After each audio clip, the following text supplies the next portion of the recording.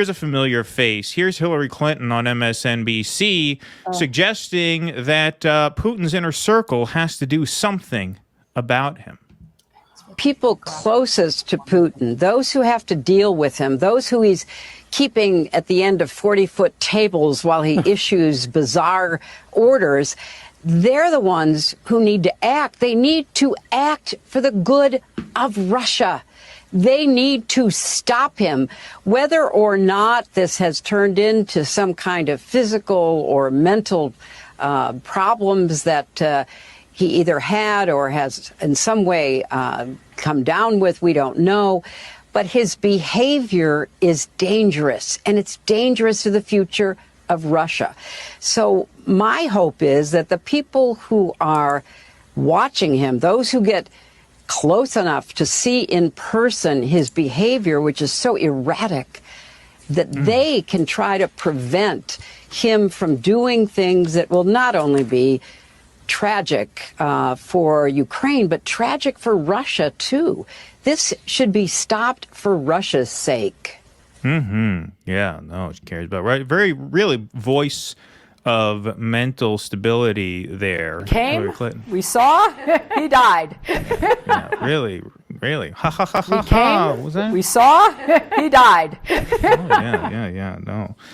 But yeah. So there you go. That's on apparently the Rachel Maddow show, according to the logo in the bottom right. Which I don't even know what the programming schedule is. She on? Is she off? Is she back on? She has a show. I mean, I see it when I scroll, but those two are perfect for each other. Like that's the Red Scare old biddy crone club. Like I don't know, they deserve each other. It's kind of like the way it's horrible. It's kind of like the way Maddow critiqued the war Rage Against the War Machine rally, and the way that I didn't expect her to do anything other than what she did. Like if she did anything in even a slight amount of fairness, I'd been like, holy crap, is this a new Rachel Maddow? No, she did exactly as you would expect. Honestly, though, Hillary talking about somebody else's sort of like megalomaniac psychosis type of things is honestly the irony of it is it's almost you can't even breathe that. Like I don't even understand how she could sit there. Like she is the most psychotic, psychopathic, like megalomaniac type of leader. And yet she's sitting there. I don't know. I just think it's hilarious, actually. I was just going to say, if people want to be reminded of why it's likely that Trump or DeSantis will be the next president, just let Hillary Clinton go on national TV and talk about anything. It really doesn't matter. And you'll figure out why so many people are going to gravitate towards that side again. Well, the other thing about this is, between statements like this about how basically, Putin's inner circle has to whack him. That's basically what she's saying. They have to take him out. Well, right? That's how she conducts business. Right. Yeah, exactly. How about her on audio recording with Julian Assange saying, can't we just drone bomb this guy? Yeah, can't we just drone bomb this guy? Yeah, exactly. But the other thing about this is, okay, so she's suggesting that something has to be done internally to sort of take Putin out. You had Biden on CBS saying that, no, we're not going to send the F-16s. Yes, we're going to send the $110 billion now worth of weapons to Ukraine, but no, we're not going to send the F-16s because we don't think they need the F-16s. Like, what is the strategy here? Like, does Ukraine need the weapons? Can they win or can they not win? Because this is mixed messaging coming out of Washington here. It seems like the point is for the war to go on forever. Speaking of Julian Assange, the point is not to win the war. The point is endless war. Yeah. Because what we're seeing here are very mixed messages of we need to help Ukraine as much as we can, but not as much as they want. They want the F-16s. No, we don't think we need them at this point. And then she's saying here, well, something has to be done inside the Kremlin itself, which strongly suggests what we all know, which is that the war is unwinnable, especially now if China starts supplying weapons and money to Russia, as they've suggested they might. So, yeah, I mean, this is one more piece of the puzzle that just suggests this is never going to end and that is by design. Obviously, right? Like, does nobody on your channel, probably like anyone on our channel would already at this point doesn't understand how this works. Like, this is only for perpetual profit. Like, that's the whole point of it. And anybody who thinks that we didn't provoke this is just not understanding actual history. Like, we provoked this. This is our, so to say, oh, we're just there to help Ukrainian people. No. And I would also venture to say that Yes, that's my reference. But like the Ukrainian people are not being helped by what we're doing. Like that. And certainly that's not our intent. It's the complete opposite. Right.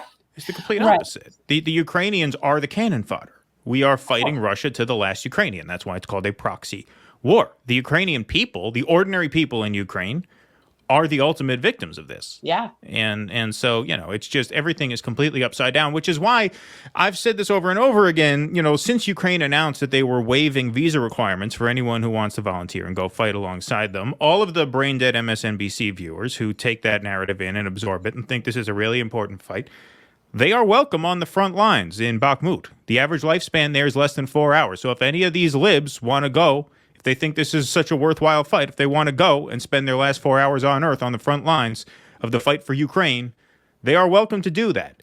Unless you're willing to do that, you need to shut the fuck up about this. I mean, I'm old school anti-war. I think you should only support a war that you're willing to fight yourself or send your kid to fight. That's it. If you're not willing to do that, then you have no business advocating for more violence. Yeah.